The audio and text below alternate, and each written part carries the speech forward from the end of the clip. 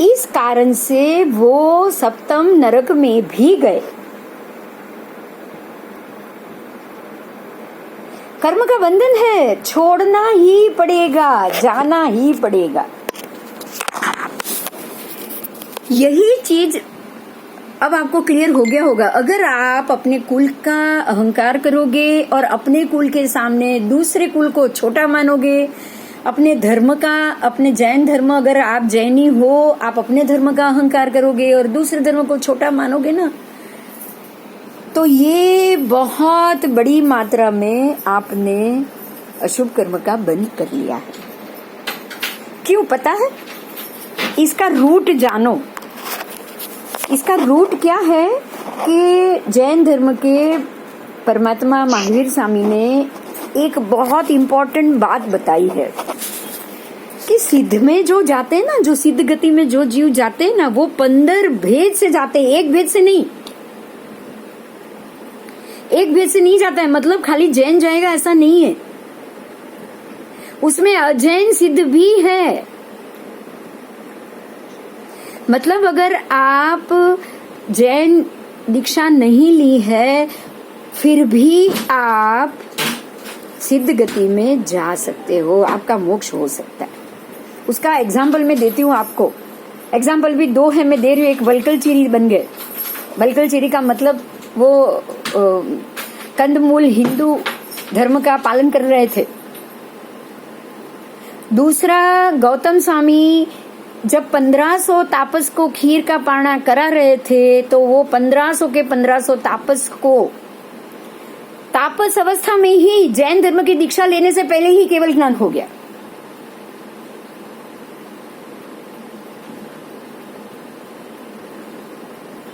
इसका अर्थ क्या हुआ? केवल ज्ञान किसी की भी प्रॉपर्टी नहीं है। क्या केवली सिर्फ जैन ही हो सकते हैं? ना। 1500 के 1500 तापस जैन हुए, उन्होंने धर्म का मर्म समझ लिया।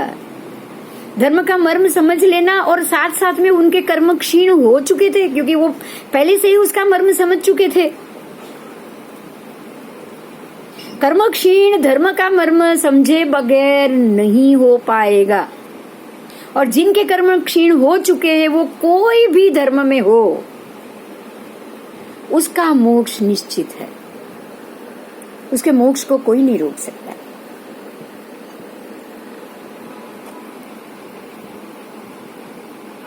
तो कर्म के मर्म को समझे बगैर, कर्मों को घटाए बगैर कभी भी आप छूट नहीं पाओगे, इतना समझना। और कर्म का मर्म समझकर कोई भी धर्मी अपने अपने सिद्धांतों का पालन करते हुए मोक्ष जा सकता है, कोई भी धर्म। तो आज के बाद हम ये कर्म में तो कभी नहीं बदलेंगे। आपको ये सोच लेना है बस कि मेरी आत्मा से, मेरी खुद की आत्मा से किसी भी दूसरे आत्मा में धर्म भेद में ना करूं। मैं ये ना सोच लूं कि मुझसे ये दूसरे धर्म वाली आत्मा निम्न कक्षा में है या मैं ये सभी धर्मों में उत्तम कक्षा में हूं। आप ये कभी नहीं सोचो, कभी भी नहीं। इतना सोचना, सोचने के बाद उस पे बोलना या कहीं पे लिख देना या किसी को बता देना, मन वचन काया अगर तीनों से ये कर्म बन गया ना, तो ऐसा कर्म बंधोगे, ऐसा कर्म बांधोगे कि जिसको छोड़ना सदियों सदियों नहीं, शतकों जन्म लेने पड़ेगी।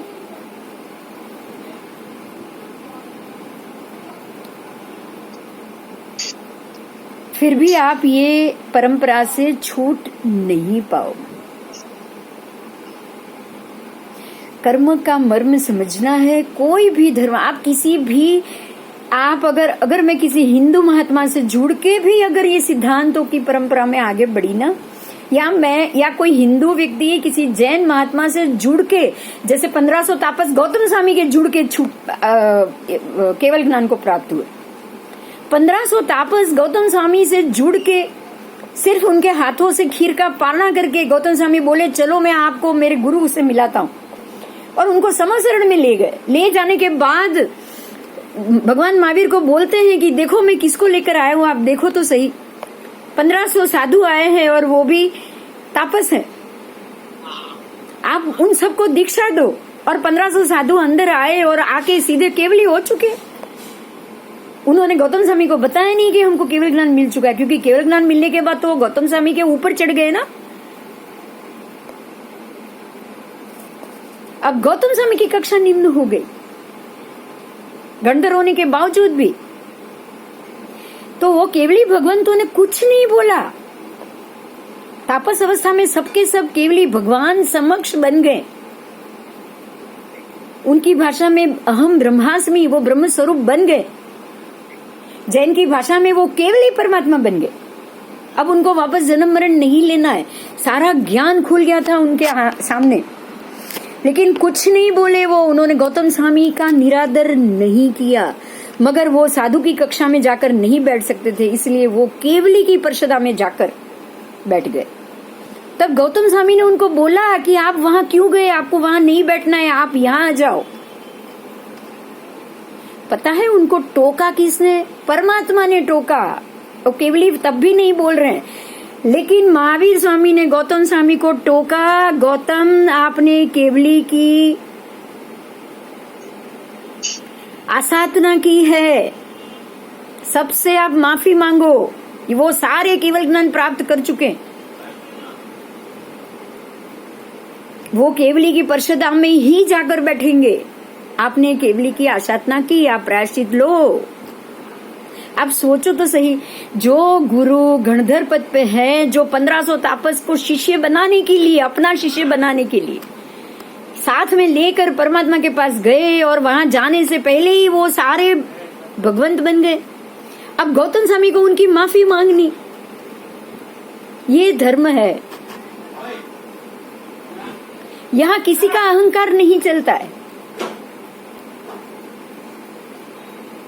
गौतम स्वामी ने सबकी माफी मांगी। अब सोचो, जो अगर मैं गुरु हूं, मैं 1500 लोगों को शिष्य बनाने के लेकर आई हूं, और लेकर आने के बाद वो 1500 की मुझे ही माफी मांगनी, कितना सरल होना पड़ता है, पता है आपको?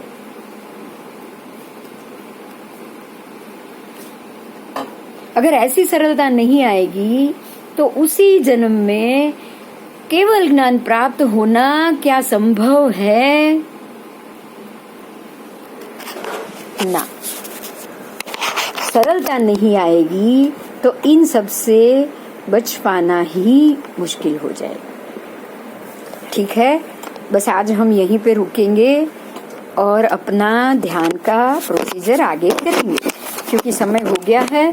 इसी मुद्दे पे हम आगे जरूर नेक्स्ट क्लास में चलेंगे, क्योंकि कर्म और कर्म सिद्धांत को समझे बगैर तो मुक्ति की भाषा ही समझ में नहीं आएगी। अगर हमें मुक्ति की परिभाषा को समझना है ना, तो कर्म सिद्धांत को संपूर्ण रूप से हमें समझना ही पड़ेगा, संपूर्ण रूप से। चलो ध्यान शुरू करें। सांस भरो,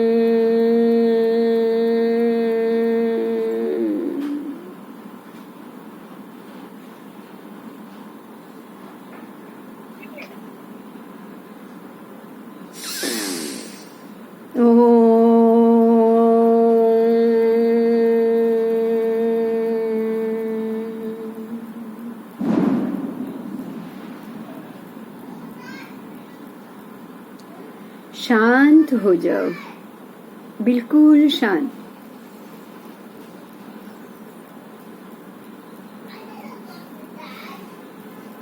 आपकी दृष्टि दो भ्रमर के बीच में, आपकी सांसें छोटी हो रही है, चेहरे पर मंद मंद मुस्कान, थोड़ा सा भी स्ट्रेस नहीं लेना।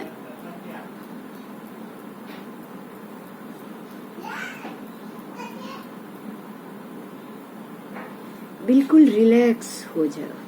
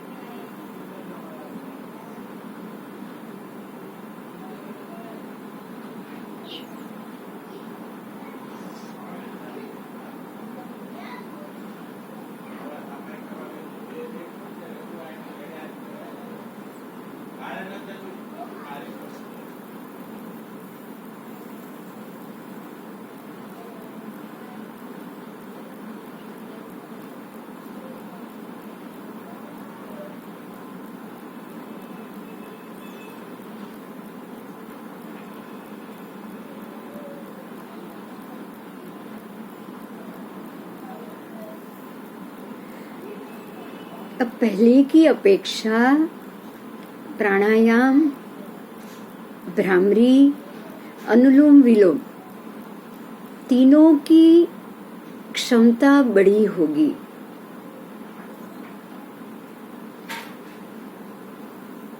आपको संपूर्ण रूप से लंबी सांस भरनी है और धीरे धीरे ही ओम बोलते हुए प्राणों को छोड़ना है। इसमें कोई भी कहीं पर भी जल्दबाजी नहीं करेगा। आज थोड़ा मैं इस चीज को डिस्कस करना चाहती हूँ। जब भी आप प्राणायाम करो, हमारे शायद 3 महीने की इस प्रैक्टिस के कारण प्रत्येक व्यक्ति जो रेगुलर इस चीज को चाहे ध्यान के दिन ही कर रही हो, लेकिन उसकी ब्रीदिंग कैपेसिटी या तो सांस भर के ओमकार से छोड़ने की ताकत, उसकी अवधि पहले से ज्यादा अच्छी ही हुई होगी। आप उसे ऑब्जर्व करो। अब आपका ओम बहुत लंबा, पहले से लंबा जाता होगा, थकान भी कम लग रही होगी, क्योंकि ये रेगुलर प्रैक्टिस करने से हमारे ब्रीदिंग की कैपेसिटी बढ़ती है। आपकी लंग्स की भी कैपेसिटी बढ़ेगी और सबसे ज्यादा नाभि के आसपास का जो भी चर्बी के गट्ठे होंगे उसको गति मिलेगी और आपके सांसों की आयाम में बढ़ोतरी होगी।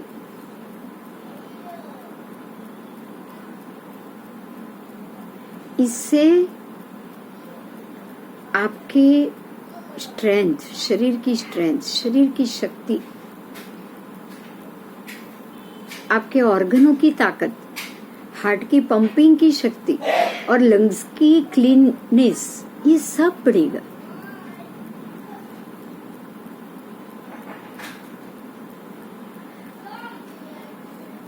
ये बढ़ेगा ना, और वहां से रोग का हटना हुआ ना, तभी जाकर आपके ग्लैंड्स की कैपेसिटी में पॉजिटिव फायदा होगा। मैंने आपको पहले बताया है, हमारे 7 चक्रों के पास 7 ग्लैंड्स है। ये 7 ग्लैंड में से जो अंतःस्राव होता है उसको अंतःस्रावी ग्रंथि कहा गया है, और जो भी उसमें से स्राव होता है वो सारा स्राव वहां के ऑर्गन को मजबूत रखता है। हमारे इस ओमकार से पॉजिटिविटी को भीतर में ज्यादा ग्रहण करने से इन सभी अंतःस्रावी ग्रंथियों में सुधार होता है। उसकी वजह से वहां के जो ऑर्गन डैमेज हैं या बिगड़े हुए हैं, उसमें ये पॉजिटिविटी उसको मरम्मत के रूप में ठीक करता है। आपकी ग्लैंड, आपके ऑर्गन को शुद्ध करता है, और यही आंतरिक शुद्धि, आपकी शरीर शुद्धि होने से मनोबल शुद्ध होगा, दृढ़ बनेगा। मनोबल दृढ़ होने से आत्मबल को दृढ़ बनना ही बनना। शरीर की, पुद्गल की शुद्धि करते हुए हमें आत्मद्रव्य की शुद्धि करनी है। जब तक पुद्गल द्रव्य शुद्ध नहीं हो पाएगा, हमारा आत्मद्रव्य भी शुद्ध नहीं हो पाएगा।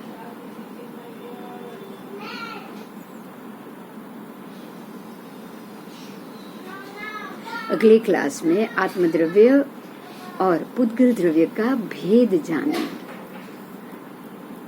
अब शांत हो जाइए।